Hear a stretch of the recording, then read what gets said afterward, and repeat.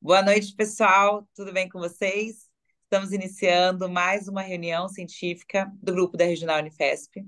Eu sou a Cris Knop e hoje eu estou aqui com o meu amigo Zepone, que ele é um convidado.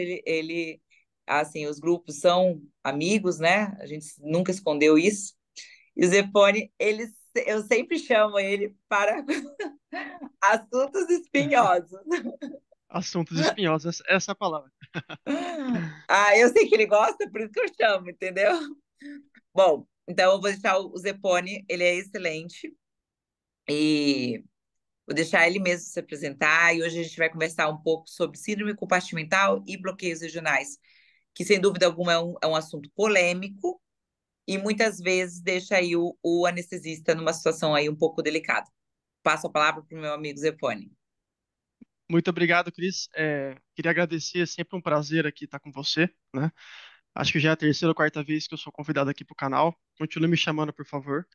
Né? Para quem não me conhece, eu sou o Zepone, né? Vitor Zepone, mas todo mundo me conhece por Zepone. Né? Eu sou membro do Núcleo de Anestesia Regional da SAESP, sou docente da pós-graduação em Anestesia Regional do Sírio-Libanês e eu coordeno a residência médica do Grupo Unitar, né? Um abraço para todo mundo do grupo que está assistindo nesse momento. Eu vou falar de, como a Cris falou, né? Eu acho que uma das coisas legais da educação é você pegar um tema espinhoso, um tema difícil de mastigar, um tema que a maioria das pessoas acham não interessante, né? E você transformar aquele tema em algo interessante, né? Que você consiga tirar algo para a prática, né?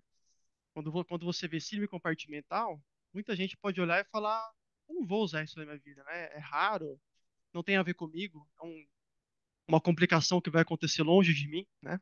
E aqui eu vou tentar mostrar para vocês que muito pelo contrário, né? Que a gente pode adicionar muita coisa legal para a gente conhecendo um pouquinho dessa cena. Eu vou compartilhar a tela aqui. Deixa eu ver. Isso. Aparecendo. Perfeito, Zepone. Perfeito. Deixa eu minimizar aqui. Isso. Dá para ver certinho? O mouse meu dá para ver também? Dá Eu para que eu ver adoro. tudo, inclusive É? os símbolos. Perfeito. Antes de tudo, eu quero, para quem não, eu queria explicar para as pessoas que eu gosto muito de gesticular com a mão, né? E aqui na aula online eu não consigo fazer isso. Então eu quero que vocês olhem essa bolinha azul que está girando aqui, que ela vai girar loucamente durante a aula, e acompanhem ela, porque eu gosto bastante de mostrar, comentar as figuras. Então acompanhe a minha mãozinha digital aqui, tá? Já me apresentei, né? Então nosso tema vai ser síndrome compartimental. E toda aula minha, literalmente toda aula minha, começa com esse mesmo slide, né? O anestesista regional, ele não é só saber fazer o bloqueio, tá? Ele tem que ter todo esse sistema de informação para ele conseguir chegar no final e escolher por último a técnica anestésica. Hoje, né, acho que com o tempo a gente vai avançando na prática da regional, e eu acho que fazer o bloqueio em si é a parte menos complicada. Hoje. Já foi um dia, né? Quando a gente é residente, quando a gente está começando a aprender, fazer o bloqueio é muito custoso para a gente, né? Mas hoje eu consigo ver com um pouco mais de maturidade que esse restante aqui, né? Então, o exame do paciente, eu entender qual que é a técnica cirúrgica, o conhecimento anatômico profundo, entender como é que vai ser o pós-operatório desse paciente, todo esse contexto que vai fazer eu escolher o meu bloqueio, isso é a parte mais difícil. E é isso que vai separar vocês, né, de um anestesista regional de verdade, né, de alguém que olha no YouTube e copia e cola, né? Tentamos não ser esse tipo de anestesista, né? No começo vamos ser, é normal, né? Mas vamos tentar caminhar cada vez mais ao longo do tempo para saber todo esse restante aqui que vai saber indicar o bloqueio corretamente, tá? E na síndrome compartimental, né, é muito importante isso aqui, ó, o começo, né? Então o exame do paciente, né, vai ditar exatamente o que que eu vou fazer, o que que eu vou mudar na minha anestesia, tá? Então, aqui colocando a síndrome compartimental, né, colocando aqui uma foto, que ela, na verdade, não é uma foto que demonstra a realidade, mas eu coloquei ela de propósito. Então, temos aqui um membro extremamente inchado, demasiado, vermelho, claramente tem algo errado com esse membro, né? E nem sempre, aliás, nem sempre não, na maioria das vezes não é esse o membro que a gente vai encontrar, né? Na realidade, o que a gente vai encontrar é um membro, são detalhes mais sutis, né? Então você vai olhar o membro, né? Você não vai ver aquele, nossa, realmente tem uma isquemia nesse membro, né? Realmente tem algo de errado acontecendo com esse paciente. Muitas vezes nem esse edema eu posso ter, né? Então os sinais eles são sutis, como a gente vai ver daqui para frente, tá? E como toda aula, né? A gente vai começar primeiro pela epidemiologia, mas não, né? Eu acho que é interessante isso. Nem o principal de você entender uma matéria legal, né, é saber por onde começar. E eu acho que começar aqui pela epidemiologia não vai ser interessante. Vamos começar com um pouquinho mais prático dessa vez. Vamos partir direto para um caso clínico, depois a gente volta para a epidemiologia, tá? Esse caso aqui é um caso real, tá? Essas fotos foram tiradas pela minha equipe lá do Grajaú. Eu estava presente nesse caso do começo até o fim, tá? Então é um caso da realidade, não foi feito, não foi pego na internet, não foi pego de um livro, tá? Então eu vou ler aqui. Eu não gosto muito de texto, mas aqui não tem jeito, a gente vai ler. Então eu tenho um paciente homem, né, 20 anos de idade, sem comorbidades, vítima de acidente de moto. Espera aí que eu... Aqui, tava na minha frente. Vítima de acidente de moto e comparece ao centro cirúrgico para fixação externa de fratura exposta de tíbia, né? Foi realizada uma raquianestesia, com bupivacaína hiperbárica e um bloqueio do nervo ciático pela via poplítea guiada por ultrassom. Ao final do procedimento, utilizou 20 ml de ropivacaína a 0,2%. E a cirurgia foi realizada no período noturno. Então, essa foi a imagem do pós-operatório desse paciente. Você vê que foi um trauma feio, né? Você vê que tem vários hematomas, né? Desde o joelho até o pé do paciente, né? E por isso foi feita a fixação externa, provavelmente pensando já que viria um edema muito grande nessa região, tá? O pós-operatório ocorreu tranquilamente dessa cirurgia, né? Ele é mantido internado e depois de uma semana da primeira cirurgia, que foi fixação externa, ele retorna ao centro cirúrgico para realizar, aí sim, a cirurgia definitiva, né? Esta foi com uma duração de 4 horas, né?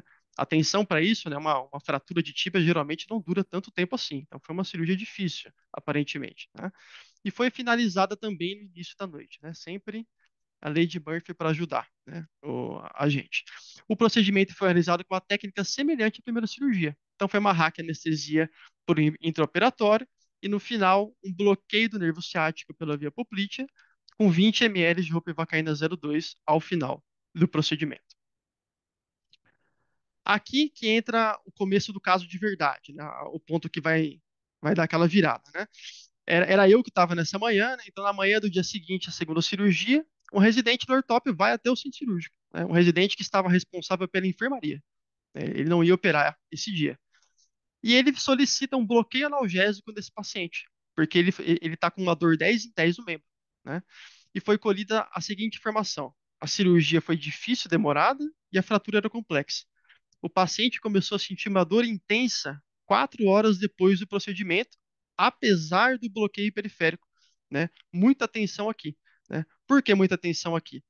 Geralmente, né, quando alguém fala que o paciente sentiu dor depois de uma cirurgia, mesmo que teve um bloqueio periférico, muitas pessoas podem pensar foi uma falha do bloqueio, né?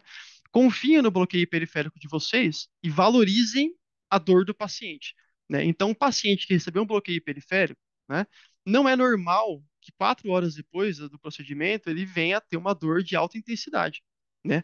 Não é normal nem sem o bloqueio periférico, né? Dor 10 em 10, e muito menos com o bloqueio periférico, né? Pode ser uma falha de bloqueio? Pode ser, mas você sempre tem que pensar o pior. Você sempre tem que pensar, pera, tem alguma coisa errada com esse paciente, né? Não é o normal, né? Na hora que ele me falou isso, foi levantada a hipótese de síndrome compartimental, né? Eu levantei. E o residente me responde dessa maneira: esse diagnóstico é improvável, pois o membro encontra-se bem perfundido e com pulsos periféricos 4 cruzes em 4, né? Então aqui que a gente vai discutir algumas coisinhas, né? No exame do paciente, né, só para finalizar, né, essa é a foto do momento em que eu visitei ele, após a conversa com o residente. Você vê o membro bem edemaciado, né? Você vê que eles fizeram esses piques na pele, né? Eu fui entender depois que foi uma tentativa de deixar a pele menos estendida por causa de um edema que eles estavam prevendo, né? E foi uma cirurgia muito difícil e muito demorada pela equipe de ortopedia, tá? Além disso, ele já apresentava nessa ocasião parestesia e leve paresia em território de ciático, né? Além de uma dor intensa em toda a perna e no pé direito, né? No pé esquerdo, na verdade.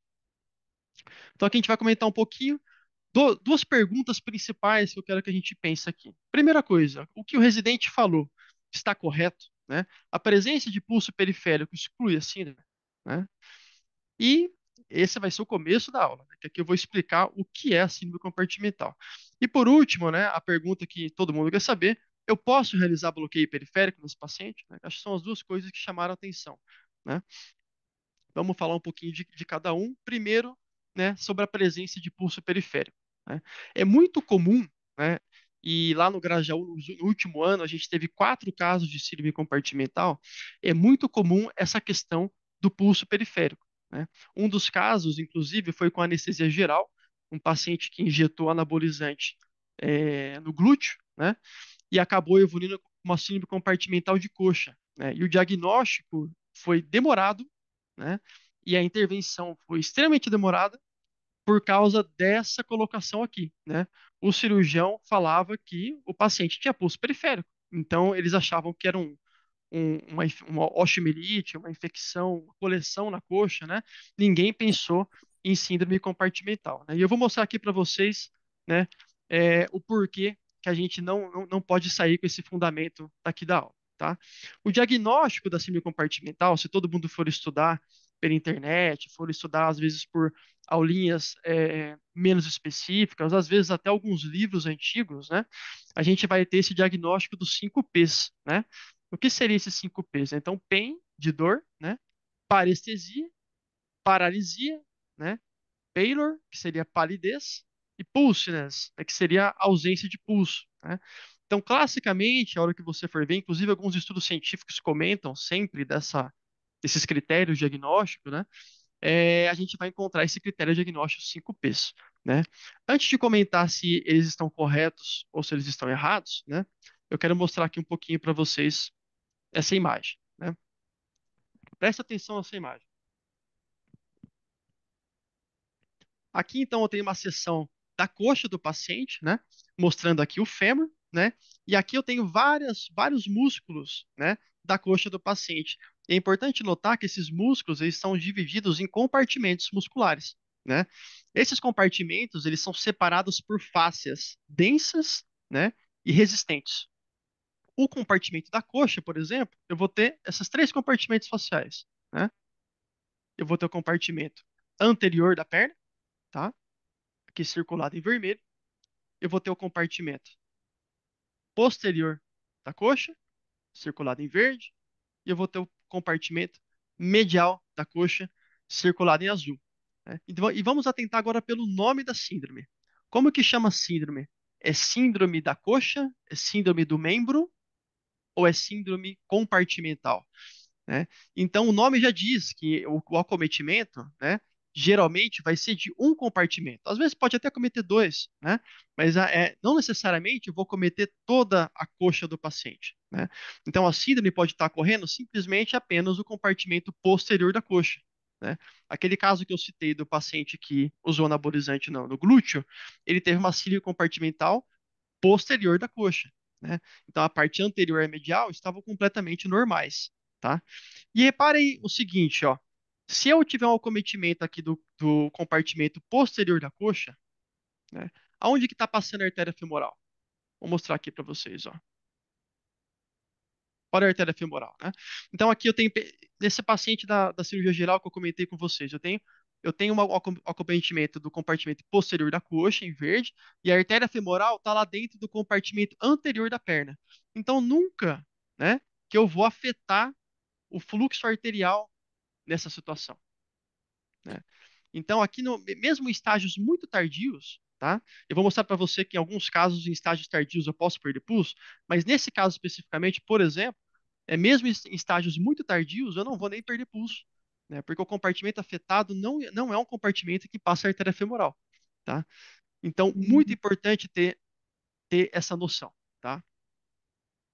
Além disso, né, eu vou mostrar para vocês a parte fisiopatológica, que vai mostrar com mais detalhes o porquê que o fluxo arterial não é a base do problema, tá? O fluxo arterial não é a base do problema da síndrome compartimental. Então, o que que é, né? quero que vocês lembrem aqui que existem muitas semelhanças, né, com a hipertensão intracraniana, né? Então, dentro do crânio, né, eu tenho um compartimento, né, que é pouco distensível, né? É claro que a face muscular ela tem uma certa distensão, mas não é uma distensão muito grande. Lembra que eu falei que a face que envolve o compartimento ela é bem rígida, ela é bem densa, tá?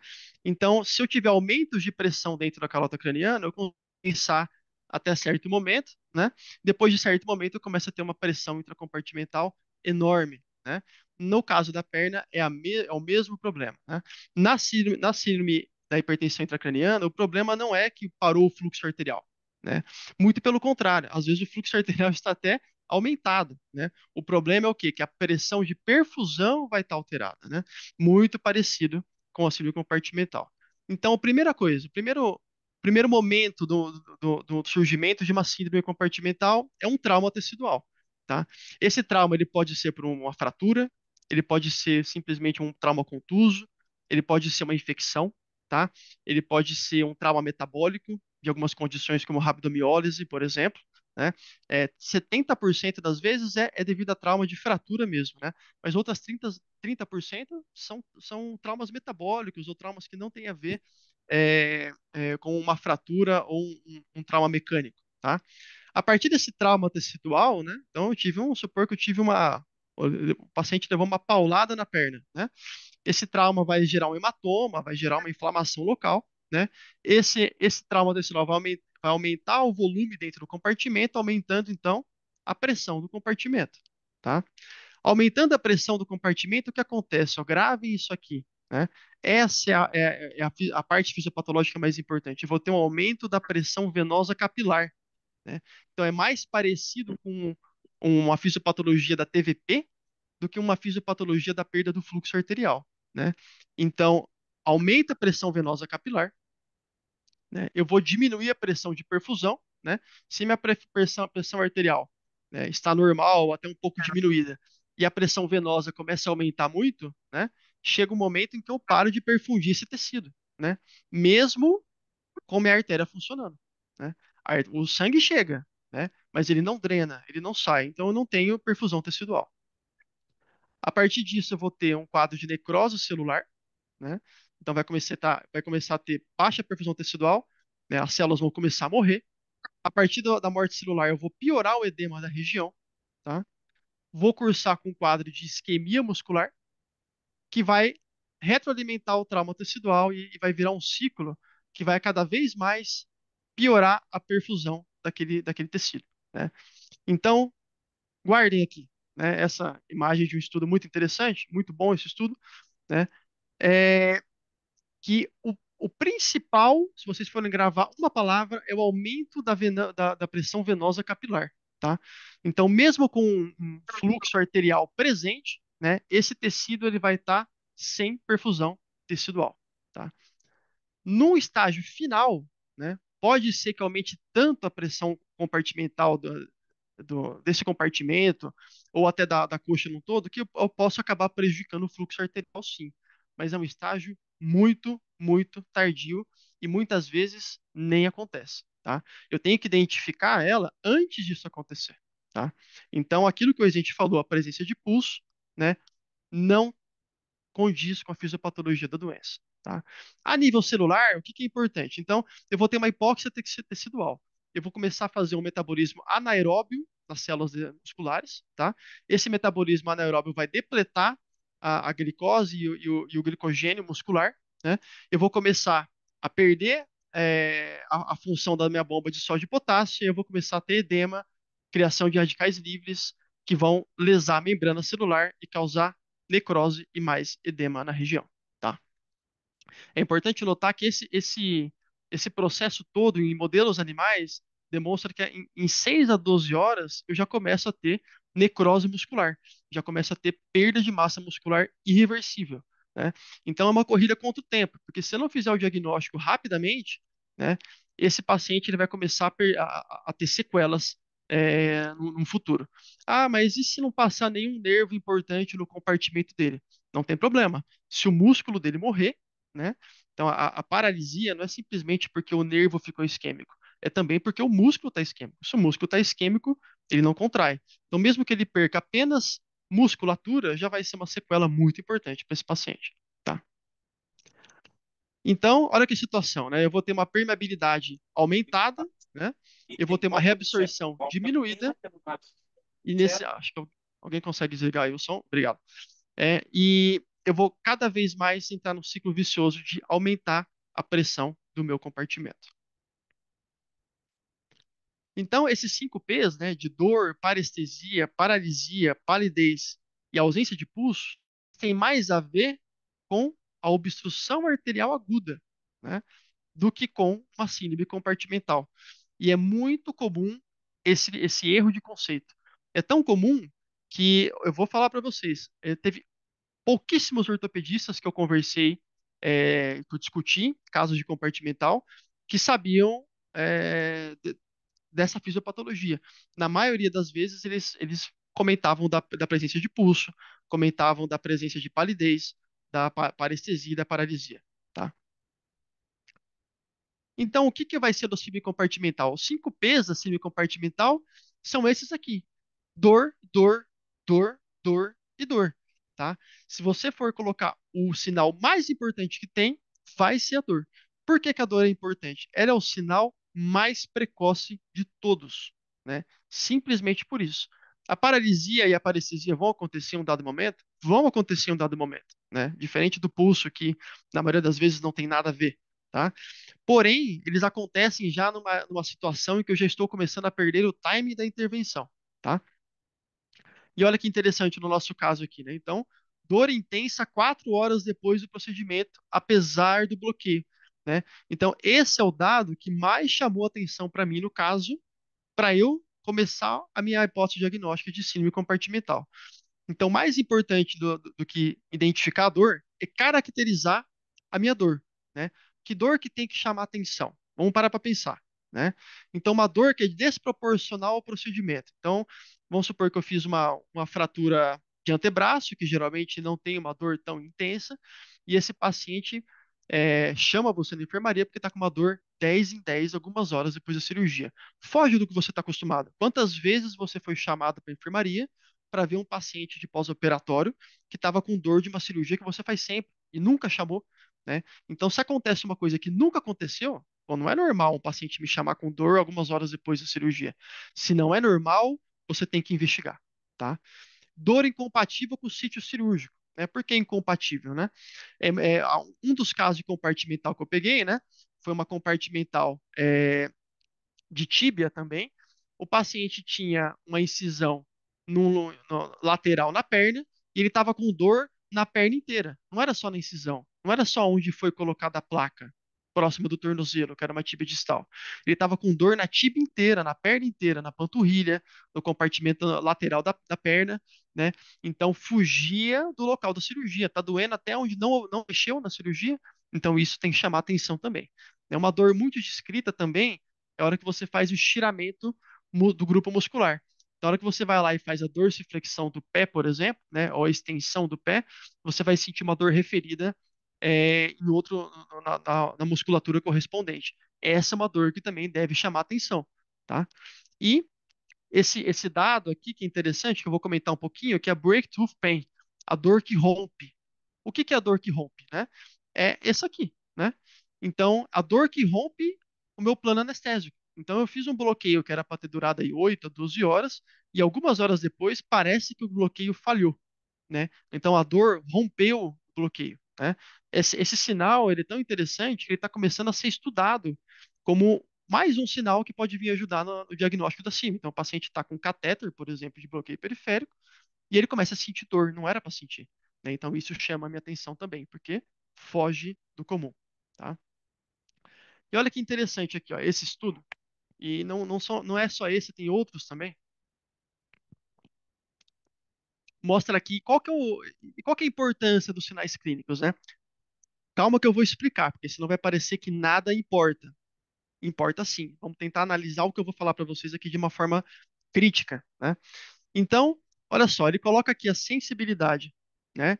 De cada, isso aqui é a sensibilidade de cada sinal clínico, não? Da dor, da parestesia o estiramento, da dor ao estiramento do muscular e a paresia. Olha que sensibilidade baixa que cada sinal tem isoladamente, né? Muito, muito baixo, né? Só que olha o valor preditivo negativo. Então, se meu paciente não tem nenhum desses sinais, muito provável que ele não tenha síndrome compartimental. Porém, se eu tenho um paciente que ele tem dor ou parestesia ou paralisia ou dor à dorsiflexão de maneira isolada, é muito baixa a chance que ele tenha compartimental. Então, poxa, mas como é que eu faço então? Se você falou que o principal era a dor, e está mostrando agora que o exame clínico vale muito pouco se ele for positivo, vamos destrinchar um pouquinho mais aqui, né? Olha que interessante aqui, né? Então, a hora que eu coloco esse mesmo estudo, né? Isso aqui é uma meta-análise, uma meta-análise, não, uma revisão sistemática, tá? Que ele vai analisar diversos estudos da literatura procurando esses sinais. Né? E olha só que interessante, quando você tem um sinal, né? Apenas, olha a correlação que eu tenho com a síndrome compartimental, 25%, né? Só que a hora que eu tenho três sinais ou mais, já começa a subir para 93 ou 98%, né? Qual que é o problema disso, né? Quer dizer que para eu conseguir fazer o diagnóstico com precisão, apenas pelos sinais clínicos, né? Eu vou precisar que surjam três ou quatro sinais, né? Isso implica o quê? Eu vou ter um diagnóstico tardio, né? Olha que problema que é isso. Então, eu tenho uma doença que eu tenho que diagnosticar em 6 horas, né? E se eu o principal e o mais precoce é a dor, só que a dor sozinha ela vai indicar que ela vai ter correlação com uma síndrome compartimental apenas um quarto das vezes, né? Aí como é que eu vou fazer? Vou fazer fasciotomia em todo mundo, né? A fasciotomia, para quem não sabe, é o tratamento da síndrome compartimental, né? Você vai abrir a face do membro, eu vou mostrar mais para frente, e você vai aliviar a pressão do membro. Qual que é o problema? É uma cirurgia de grande morbidade. Então, o paciente vai ter muita dor, ele vai ficar internado quase um mês, né, para tratar a dor e a evolução dessa cirurgia. É bem possível que ele fique com uma cicatriz tenebrosa e com certeza é altíssima a chance de ele ter dor crônica na região da fasciotomia. Então, a gente tem que ter muito critério para indicar uma fasciotomia, porque eu vou estar selando uma sequela para sempre na vida desse paciente, tá? Então, o que que eu vou fazer? Se um sinal clínico, né, muitas vezes, não, tudo bem, eu fui lá avaliar o paciente, naquela hora eu encontrei três sinais, né? Eu encontrei paresia, paralisia e dor, né? Foi para fasciotomia na hora aquele paciente, né? Mas e se eu tenho um quadro mais brando? Me gera dúvida, como é que eu faço, né? O padrão ouro é a monitorização do compartimento muscular, né? A gente não tem esse aparelho no Brasil, pelo menos eu nunca vi, né? Nem em hospitais de alta performance aqui que eu já trabalhei, né? E ele consiste mais ou menos num pequeno, é parecido com um sistema de transdutor de PAI, né? Só que ele é portátil, ele tem uma agulha que vai ter furos nas laterais, né? Porque isso aumenta a sensibilidade da medida, né? E você vai conseguir medir a pressão intracompartimental. Então, o problema é no compartimento anterior da coxa, eu vou colocar minha agulha lá e eu vou conseguir fazer a medição, ele dá aqui o valor bonitinho, né? Essa é a monitorização intracompartimental que deve ser feita em todos os pacientes que você tem dúvida, né? Aqui no Brasil nunca vi fazer, mas fora do país se discute muito isso, né? E o dispositivo principal utilizado é esse que chama de Striker, né? E olha que interessante, né? Antigamente, né? Como que se fazia? Tá, mas agora eu medi a pressão no compartimento. O que que vai mudar, né?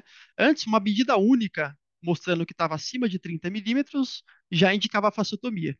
O que que acontecia com essa medida única acima de 30 milímetros de mercúrio? Alto número de fasciotomias necessárias, né? Então começou a prejudicar fazer iatrogenia nos pacientes, né? Atualmente, qual que é o entendimento? Eu vou fazer uma monitorização contínua, não mais apenas em um momento, e eu vou ter que fazer isso aqui. A diferença entre a pressão diastólica e a intracompartimental menor do que 30.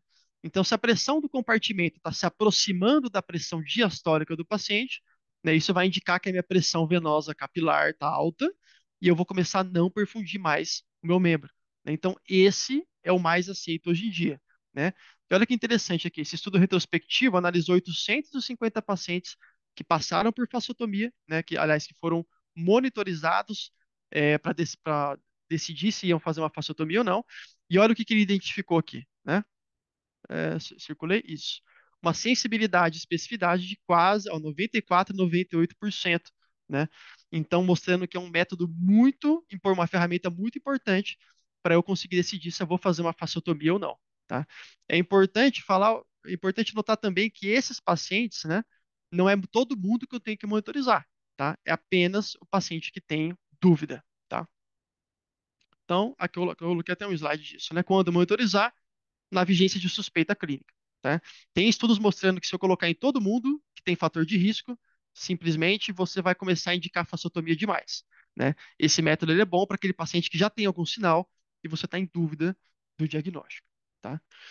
E aqui a segunda parte da aula, né, que eu acho que todo mundo quer saber, eu posso realizar bloqueio periférico nesses pacientes? A gente já viu então, né, que o problema não é a falta de pulso. A gente já viu, então, que é uma doença que se instala rápido, que a partir de 6 horas eu começo a ter sequela, né? A gente viu também que o principal sintoma e o mais precoce é a dor, né? E mesmo na presença de dor, eu posso acabar não tendo certeza do diagnóstico, né? Então, o diagnóstico tem que ser feito rápido e o diagnóstico clínico não é fácil de fazer. O bloqueio periférico, ele pode atrapalhar, né? Quais são os problemas que são alegados em relação ao bloqueio periférico? Ele remove a dor, né? Acho que isso é bem óbvio, essa dúvida que pode surgir. Ele pode causar parestesia? Pode causar parestesia. E ele pode causar paralisia do membro? Pode causar, dependendo do bloqueio, eu também posso causar paralisia da musculatura que aquele bloqueio está relacionado, né? E aí, né? Como é que eu vou fazer? Eu já tenho um diagnóstico que eu tenho que fazer rápido, e é difícil de fazer. E agora eu vou colocar um fator que vai confundir, né? O cirurgião vai falar que a culpa da falta de diagnóstico foi do bloqueio periférico, né? Então, o que que a gente tem que saber argumentar, né? O que que a evidência fala? Isso aqui é um guideline, tá? Né? Da Associação de Anestesistas da Inglaterra, tá? Tem vários guidelines da Associação Europeia de Anestesia Regional, da Associação Americana de Anestesia Regional, que seguem diretrizes parecidas, tá? Eu coloquei esse especificamente porque é um guide, está muito bem escrito, mas você tem diversos outros que entram num consenso semelhante, tá? Algumas diferenças, mas semelhantes. Então, a evidência mostra o quê? Eu tenho pouco relato de caso que demonstra prejuízo de diagnóstico, né? Na verdade, esses relatos eles são mais antigos, né? Antes da década de 80, antes da década de 70. E geralmente eles envolviam bloqueios densos e bloqueios centrais, né? Então, anestesias de longa duração, peridural de longa duração e sempre com doses de anestésicos elevadas, né? Tem um relato de caso de um bloqueio contínuo do nervo femoral que levou ao atraso diagnóstico, mas era utilizada uma concentração de 0,5%, né, para analgesia, uma concentração extremamente elevada, né? E aí realmente o membro ficava todo paralisado, todo sem sensibilidade nenhuma e prejudicou o diagnóstico, né?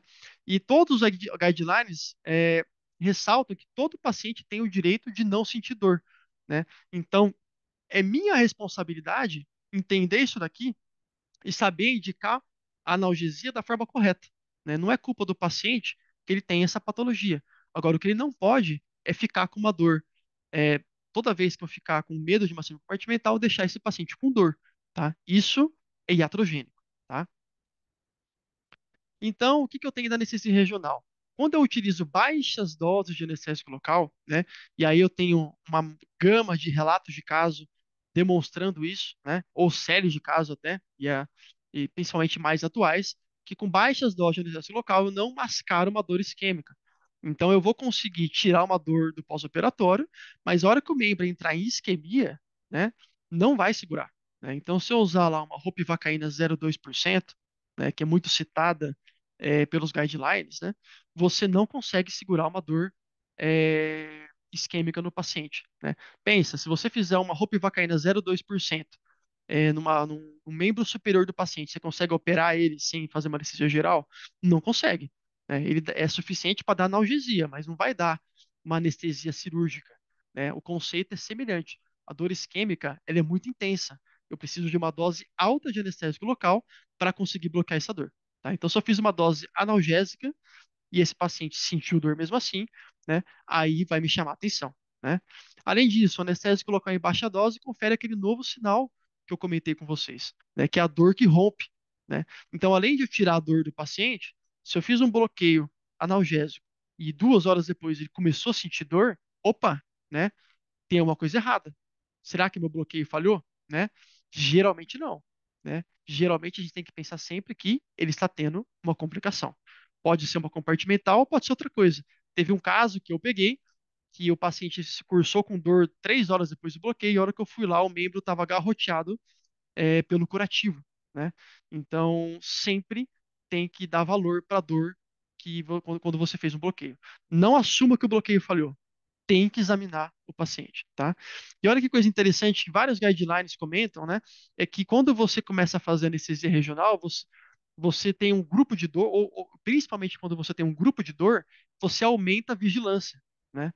E isso a gente viu na prática, né? Então, você ter um serviço de dor que acompanha pacientes que tiveram bloqueios periféricos, você coloca uma barreira a mais para esse paciente passar desapercebido de uma síndrome compartimental, né? Então, lá no Grajaú, que é o hospital da nossa residência, né, a gente instituiu um grupo de dor, vai fazer um ano já, né? E desde que a gente instituiu, já tivemos 4 diagnósticos de síndrome compartimental. Eu estou há 5 anos no hospital. Nunca teve um diagnóstico de síndrome compartimental, né? No ano que a gente começou o grupo de dor, a gente teve 4 episódios em 12 meses, né? Não é coincidência. Por que que será que a síndrome compartimental começou a surgir agora, né? Ao longo de Provavelmente não. Provavelmente o que aconteceu? A gente começou a acompanhar esses pacientes, né? A gente começou a fazer um diagnóstico que muitas vezes a equipe cirúrgica não faz, né? Eu já tive alguns casos de paciente que eu levantei o alerta para síndrome compartimental, né? E a equipe, né? Não vou falar de qual hospital, a equipe foi lá e mandou o cara embora com parestesia, paralisia do membro, né? É, mesmo depois de um dia e meio do bloqueio, né? Não era o bloqueio periférico mais. E o paciente estava com algum sinal estranho. Não estava sentindo parestesia, paralisia do membro, né? 2 dias depois da cirurgia, né? E mesmo assim, a equipe decidiu mandar embora. Então tem que tomar muito cuidado, porque às vezes o grupo de dor vai ser muitas vezes vai ser o único momento em que esse paciente pode ter uma chance de fazer o diagnóstico, tá? E aqui mostrando alguns relatos de caso, né? Então, olha só, né, eu não vou. Aqui, relatos de caso, não adianta eu entrar em detalhes, mas só para mostrar alguns exemplos, né? Então, nesse aqui, o termo, né, já surgindo, né? A breakthrough pain, né? Então, uma síndrome compartimental que foi diagnosticada, né?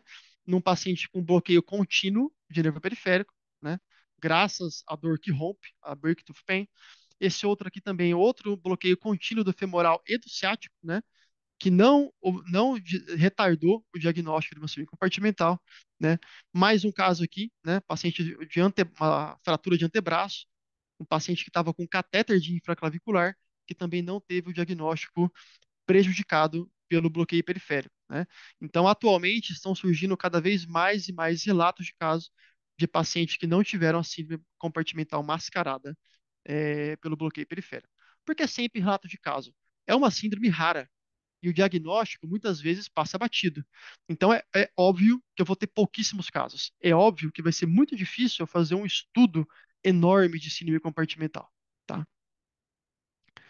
E aqui eu coloquei 2 guidelines interessantes, né, que eles vão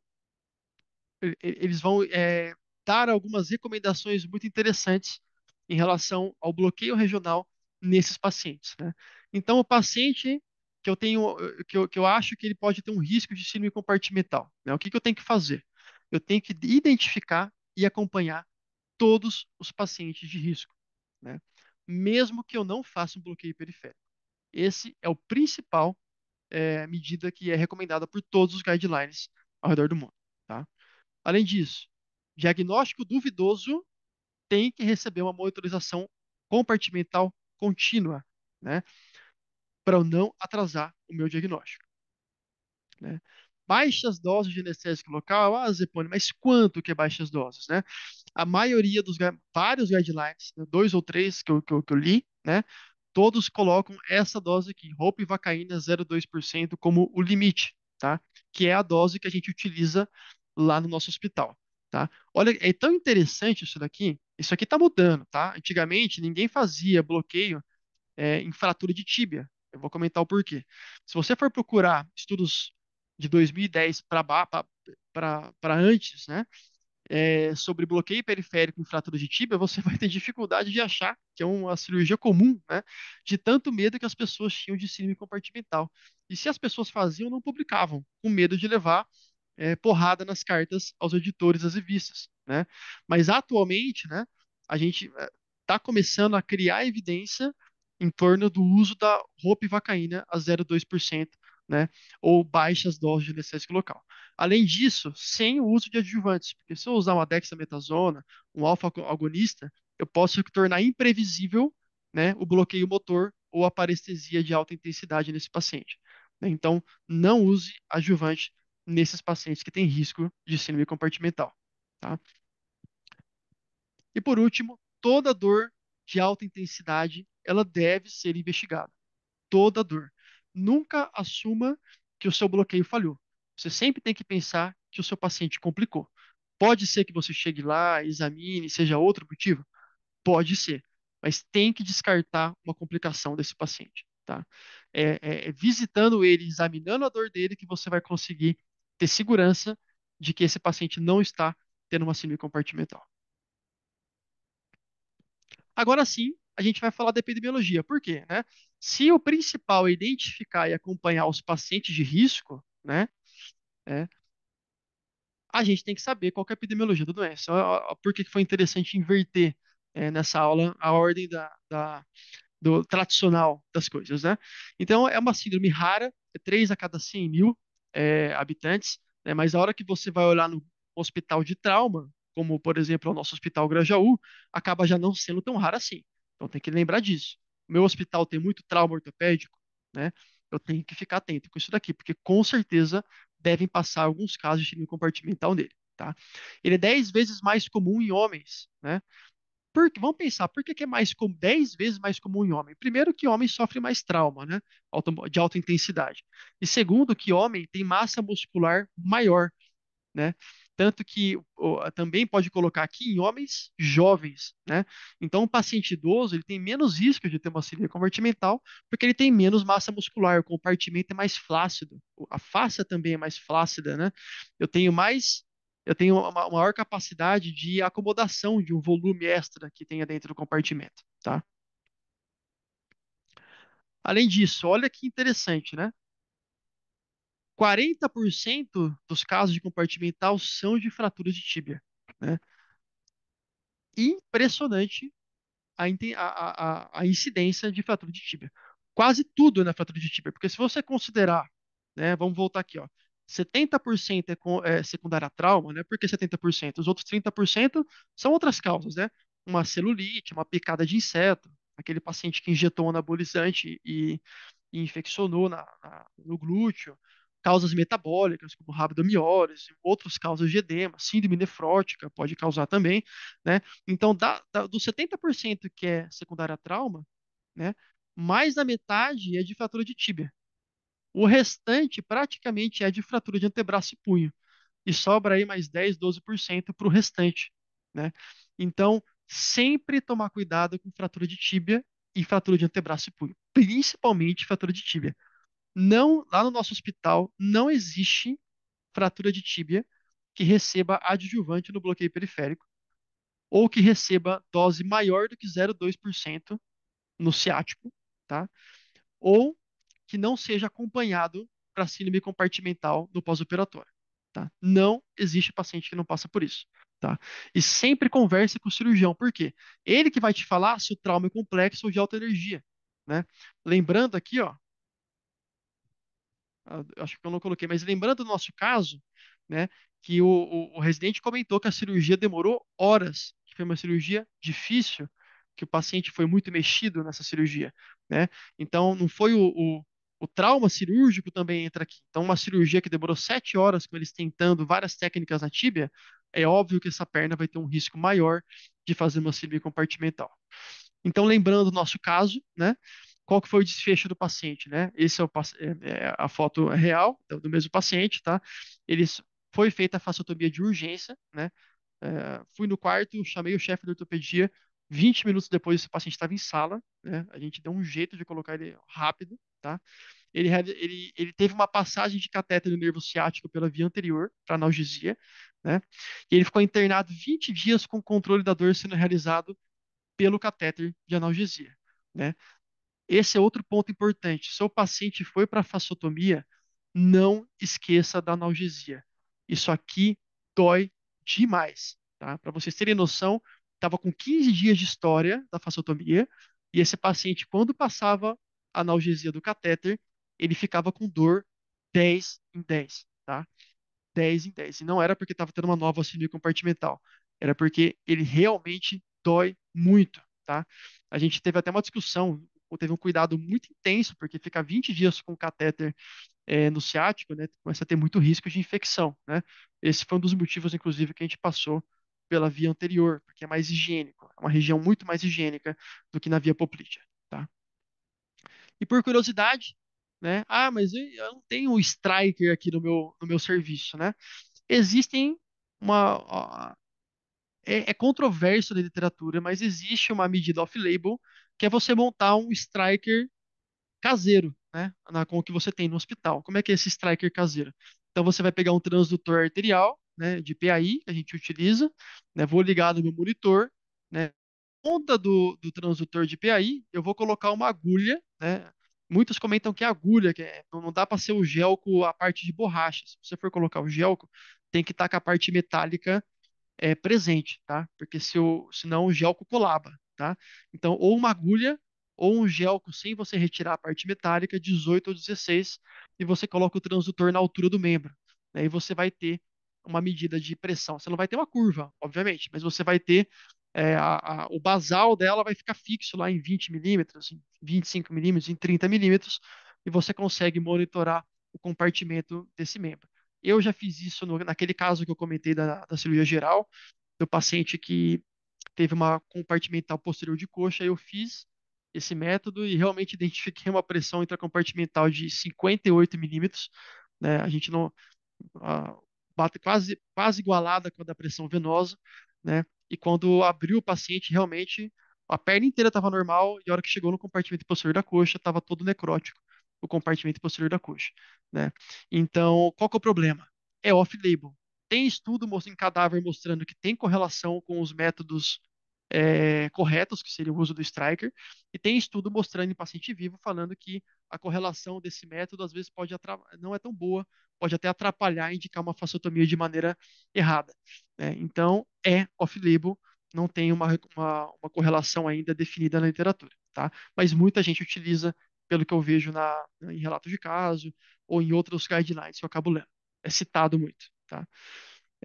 Acho que é isso que eu tinha que passar para vocês, né? Queria agradecer de novo o convite, né? Esse aqui é o meu e-mail, né? vitor.zepone@unitaanestesia.com.br. Eu deixo ele aqui para caso tenha algum residente que esteja assistindo essa aula. A gente tem um estágio de anestesia regional lá no nosso hospital do Grajaú, né? Bem estruturado. A gente começou a receber residentes já faz algum tempo. E quem tiver interesse, manda um e-mail para mim que a gente conversa e faz alguma coisa bem legal. Muito obrigado a todos e obrigado, Cris. Espero que tenham gostado da aula. Boa noite, pessoal. Em primeiro lugar, parabéns, Epone. Sua aula, como sempre, é muito gostoso o jeito que você monta a aula. Você sempre faz isso, né? É, porque eu gosto muito de caso clínico, porque as pessoas gostam de entender como e quando eu vou precisar saber isso, né? E o caso clínico nos situa nisso, né?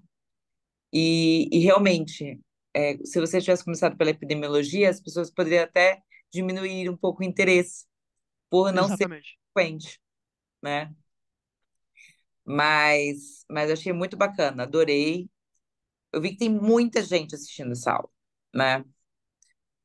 Aqui a galera tá mandando excelente, monstro, tem só coisas boas para você, sensacional. Obrigado, pessoal. Eu quero abrir para dúvidas. Eu tenho, Cris. Quem tá aí? PC que tá Você? falando. Ah, então manda. Paulo Souza. Pode falar, Paulo. Paulo porra nenhuma, PC, pô. Tá maluco? Ah, é o PC. Mas tá Paulo Souza, né? É PS, Ah, né? eu nem sei, não fui eu que fiz isso, foi alguém. Tá Então, irmão, deixa PS eu te na fazer uma nossa. pergunta aqui, ó. Eu não consegui pegar desde o início. Primeiro, parabéns aí, a aula realmente, pô, é muito interessante. Esses temas, né, cara, que fogem do cotidiano, de anestesia regional, eles são muito legais, né, cara? E, pô, quando a gente fala de síndrome compartimental, é sempre uma dúvida, né? Você fala, putz, será que vale a pena fazer o bloqueio? A galera fica com medo. E quando você falou da época da fratura da tíbia, eu não, assim, né, na minha época, não sou tão velho assim, mas as pessoas tinham muito medo de fazer bloqueio nas fraturas supracondíleas, em criança. Eu não, cara, Também. desculpa, como eu te disse, eu não vi o início da aula, então se você já falou, peço desculpa. Você tem alguma experiência, leu alguma coisa sobre? As fraturas supracondilianas que entrariam a supracondiliana de antebraço, principalmente radiodistal, né, e de Sim. punho, elas também entram como fator de risco para a síndrome compartimental, né? Então, eu acho que o interessante, né, é adaptar a técnica, né? Então, o que que eu faço no serviço, o que que eu tenho lido sobre, né, recomenda. A gente é muito acostumado a fazer o que para membro superior? Bloqueio e sedação, né? Ou então fazer, no caso das crianças, né, que você vai passar uma máscara laríngea, porque é na cirurgia pediátrica, a gente às vezes tende também a fazer doses mais elevadas, né, em membro superior, por causa da analgesia, o paciente tem uma cirurgia dolorosa, e aumentando a concentração eu consigo aumentar o tempo de analgesia, né. Porém, quando você identifica, né, um risco de compartimental, como esses casos, por exemplo, supracondiliana, complexas, fraturas de rádio distal que foram de alta energia, ou que foram que o cirurgião fala que foi uma fratura de alta intensidade, uma fratura complexa que está muito edemaciada. O correto, né, é você não fazer uma alta dose do bloqueio periférico, né? Então, não fazer por exemplo, mesmo um adulto tem uma fratura de punho que tem um risco elevado de compartimental, relatado pelo cirurgião, falou que foi uma cirurgia difícil, uma fratura complexa que já está muito edemaciado o membro. Nesse paciente, talvez a melhor escolha não seja fazer bloqueio e sedação, por exemplo. Eu vou ter que utilizar uma dose de anestésico mais elevada. Talvez nesse paciente seja interessante fazer uma anestesia geral, né? E você associar uma dose de bloqueio analgésica a 0,2 para esse paciente, né? Pode ser que ele vai sentir dor antes da cirurgia, no pós-operatório, ele vai sentir dor antes no pós-operatório, mas é o método mais seguro de se fazer essas cirurgias. Ah, excelente, cara. Assim, a criança acaba que, né, dificilmente a gente consegue convencer uma criança que a gente vai enfiar uma agulha no braço, né? Então acaba Sim, que a anestesia geral, muitas vezes, ela se faz, né, a primeira escolha, né, da técnica, independente de fazer bloqueio ou não. E nas crianças, acaba que, eu acho que pelo menos a gente lá na Casa da Mão, a gente faz uns bloqueios mais analgésicos. Então tem que dar uma diluída mesmo. Então, se fosse algum caso exatamente. no caso mais complexo assim, talvez, né, não é aquele bloqueio motor como se fosse sem anestesia geral, a gente faz aquela dose mais, né, aquela anestesia mais, anestesia mesmo, né? Então acaba que foge um pouco disso aí, né? Acho que de maneira geral, até porque a criança ela fica muito desconfortável com o bloqueio motor, né? Então o Sim, mínimo de movimento ou alguma alteração de sensibilidade para ela, quanto menos ela curtir isso, eu acho que é melhor.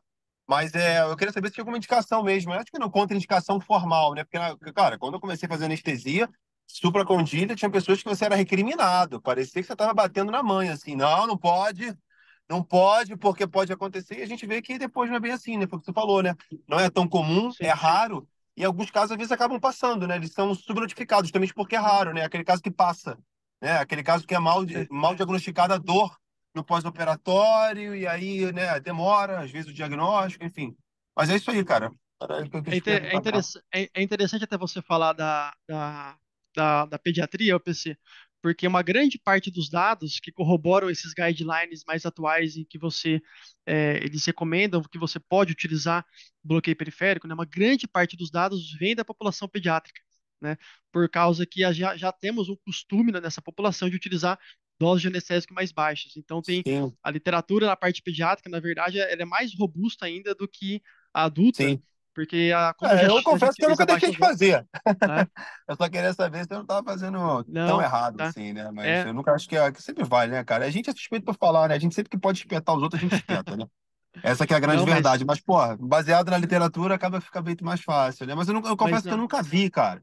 Eu nunca vi. É igual aquele negócio de gnomo, sabe? Você fala assim, você sabe que existe, mas cadê? Não, tem uma fratura supracondílea que não virou tem uma síndrome contraindicação. É, compartimental. Você sabe que ela existe, ela tá por ali, mas ninguém não via mesmo, ninguém nunca viu. E aí, pô, eu não sei, também eu não sou a pessoa mais experiente, mas na minha época era extremamente recriminado, né? Quando eu era residente e tal, assim, tinha Sim. bastante lá no nosso serviço, né? Quem trabalha Não, com porta aberta aí, você pega também. Eu peguei muito lá no M-Boi também, essas fraturas. Então é complicado, né? não tem contraindicação, PC. Muitos Show. relatos, demonstrando que a população pediátrica se utiliza em baixas doses e você não tem problema também. É, Excelente. Tô aqui. Não, e foi o que você falou, né, Zepone? O perfil do paciente são homens jovens com massa muscular e a sim, criança, não, apesar dela não.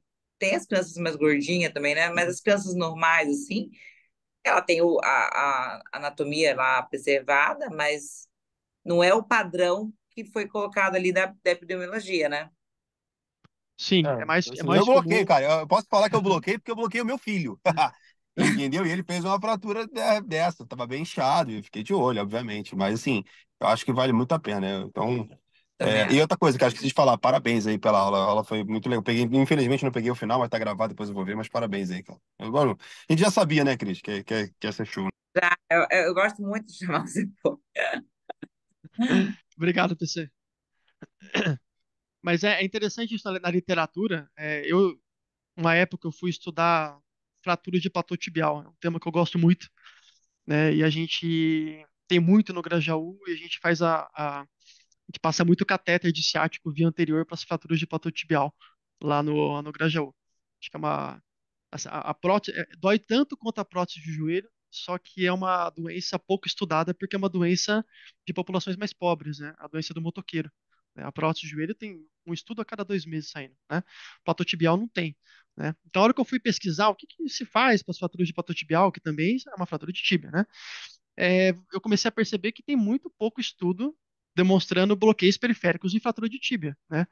E aí depois eu fui entender o porquê, e é por causa do medo da síndrome compartimental. Então, fora do país, as pessoas não publicam muito, ou não publicavam muito, né? é, Estudos em que envolviam bloqueio periférico em fraturas de tíbia, né? E E tem mais, se fazia no serviço, não publicava, tipo, podia até fazer um serviço, mas não publicava porque tinha medo de levar porrada na literatura. não, e tem mais uma coisa, né? Um trabalho com fraturas de tíbia, a menos que você esteja no hospital de trauma, você tem um N muito alto, ele é mais difícil de ser feito prospectivo. Por quê? Porque são cirurgias de urgência, não são cirurgias eletivas. Uma prótese de joelho é eletiva. Então, é muito mais fácil de você coletar e organizar um trabalho Mas, assim. Cris, o planalto tibial, quando você vai fazer, não a primeira cirurgia, né? Quando você vai fazer a osteossíntese mesmo, eu acho intramedular, cara, acaba que o cara demora às vezes, né? Porque às vezes o material também não está disponível, então a gente consegue preparar. E a gente faz muito, né? É doença, assim, né? Não é o comum, mas a gente vê que, né, nesses hospitais mais periféricos, é a grande realidade da ortopedia. Quem trabalha com ortopedia e trabalha, né, um pouco mais afastado, vê que isso aí é o tempo todo. Isso aí O tempo todo. pô, é a jeca da ortopedia, é isso daí. É É fratura de todo tibia o tempo dia. todo, geralmente por trauma de moto, acontece homem jovem mesmo. Então como o Vizepone falou, é o cara que tem, né, alguns critérios aí melhor, os fatores de risco para poder. Gente, eu fiz muito, cara. Nossa, eu bloqueei, pô, muito esse pessoal. Nunca tive problema, né? Nunca tive problema do ponto de vista de uma dor incontrolável no pós-operatório. Ou então caso mesmo, né? Não faz. E quando é um caso muito suspeito, né? Que é um trauma muito grande, é uma, pô, cirurgia que mexe de um lado, mexe do outro, manipulação que fica grande, eles já fazem a faceotomia profilática, né? Eu vi isso em alguns casos, não é sempre, muito pelo contrário, né? Porque, né, não é só chegar lá e, não, vou fazer, porque eu acho, né? Mas eu vi já fazendo algumas vezes já porque assim, a gente não sabe como é que é o acompanhamento desses pacientes, né? A gente não fazia catéter, tá? Porque eu não tinha uma equipe de apoio para poder tomar conta do catéter, que é muito linda, super sexy passar catéter, mas se ninguém toma conta do catéter, né, é Não aquilo, adianta a nada. gente, É, né, não adianta de absolutamente nada, né? Porque assim, a gente teve muito problema, por exemplo, no Hospital do Rim, a gente não passa catéter nos pacientes, o paciente sai da RPA, a gente tira o catéter na peridural, por exemplo, tá falando de peridural, hein? Catéter de peridural para paciente, para doador de rim, né, intervivos. A gente não pode, porque já deve ter acontecido alguma coisa no passado, né, porque, sei lá, Porque nada justifica você passar um cateter de epidural e tirar ainda na RPA para o cara ter alta para enfermaria, entendeu? Então, assim, Sentido passar um nenhum. catéter que você não tem acompanhamento é muito complicado e a gente não tinha. Mas os single shots que a gente fazia lá eram bons, os pacientes ficavam bem, assim. A gente nunca teve nenhum caso, não. Só até que passava aí para você. Mas não tivemos, não, graças a Deus. O legal de ter um grupo que acompanha esses catéteres é que aí que você acaba, como eu falei, né, no Grajaú, 5 anos que eu tô lá, nunca vi um caso de compartimental. Começou o grupo de dor, tivemos 4, né? Inclusive, vamos levar para os congressos, né, no ano que vem. Muitos, 2 desses casos, se eu não me engano, né? Mas não é porque começou a aparecer agora, depois de 5 anos, né? Provavelmente sempre existiu e provavelmente sempre foi subdiagnosticado e esses pacientes acabavam ficando com sequela. Como é uma população muito simples, né? Muitas vezes a pessoa nem reclama, né? Ah, é isso, fiz uma cirurgia e depois dessa cirurgia a perna nunca mais foi a mesma, né? Quem nunca ouviu isso, né? Então, quantos desses casos já não podem ter sido uma síndrome compartimental que acabou perdendo uma massa muscular, não evoluiu nada além disso, né? E depois de um certo estágio, né? Se é um compartimento pequeno, eu já li sobre isso também, acaba tendo uma distensão do compartimento, né? E esse paciente ele pode vir a regredir o quadro. Alguns casos não, cursa com infecção, necrose intensa e acaba podendo até perder o membro se progride essa infecção, né? Mas tem pacientes que provavelmente entram com sequelas menores aí que passam desapercebidos. Com certeza. Com certeza é a clínica subdiagnosticada. Com certeza.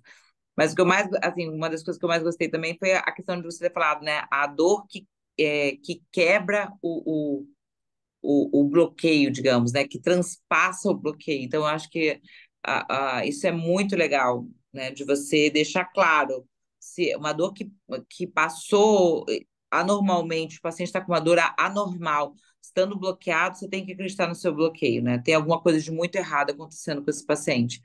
E às vezes o anestesista fica inseguro também, né? Cara, não, Sim. você tem como rebloquear?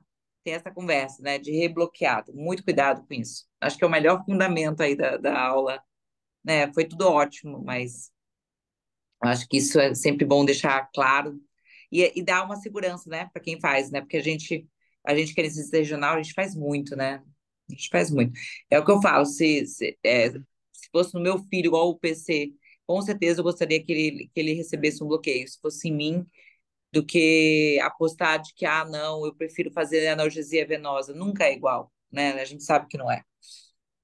É interessante notar, Cris, que se o paciente ficar com dor, tem alguns autores que levantam essa situação. Então, se o paciente tiver uma dor muito intensa porque ele não teve uma analgesia adequada, isso também pode confundir o diagnóstico de síndrome compartimental. E olha que interessante, a analgesia venosa não protege contra a síndrome compartimental. Tem vários relatos de casos de pacientes com PCA venosa ou morfina em bolos que acabaram ficando sedados, né? E estavam com síndrome compartimental e tiveram um diagnóstico atrasado também. Então, não é Não é específico da anestesia regional. Não é específico. O atraso diagnóstico é inerente da doença, né? entendi. Inerente da doença. Ah, muito obrigada, Zepone. Foi muito bom. Como sempre, você arrasou. Muito Parabéns. obrigado, Cris. Ó, sempre que você está sempre com as portas abertas, entendeu? A gente vai se falando, você virá aqui mais vezes. Só convidar que estamos aí, Cris. Tá bom, então. Boa noite, pessoal. Foi uma honra, tá? Um beijão. Obrigado. Fiquem com Deus. Tchau, tchau. Valeu, tchau, tchau.